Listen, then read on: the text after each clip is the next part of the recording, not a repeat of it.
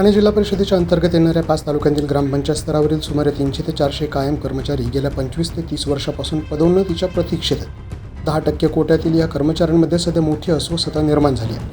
वयाच्या 18 ते 20 वर्षांपासून ग्रामपंचायतीत शिपाई म्हणून काम करणाऱ्या या कर्मचाऱ्यांनी अनेक वर्ष ग्रामविकास अधिकाऱ्यांच्या सहाय्यक म्हणून जबाबदाऱ्या सांभाळल्या. सेवाज्येष्ठतेनुसार त्यांना कायम करण्यात आलं असलं तरी पदोन्नतीचा मार्ग अद्याप खुला झालेला नाही. जिल्हा परिषदेकडून दरवर्षी पदोन्नतीसाठी प्रतीक्षा यादी तयार केली जाते. काही कर्मचाऱ्यांना 3 वर्षांपूर्वी याचा लाभ मिळाला असला तरी अनेक कर्मचारी अजूनही आपल्या क्रमांकाची वाट पाहत आहेत. पदोन्नती मिळाली नाही तर उर्वरित सेवा काळातील आर्थिक लाभ आणि संधी गमावाव्या लागतील अशी भीती कर्मचाऱ्यांना वाटते. दरम्यान जिल्हा परिषदेच्या विविध विभागांमध्ये अनेक पदे रिक्त असतानाही पदोन्नती प्रक्रिया रखडल्याचा आरोप कर्मचाऱ्यांकडून केला जातोय.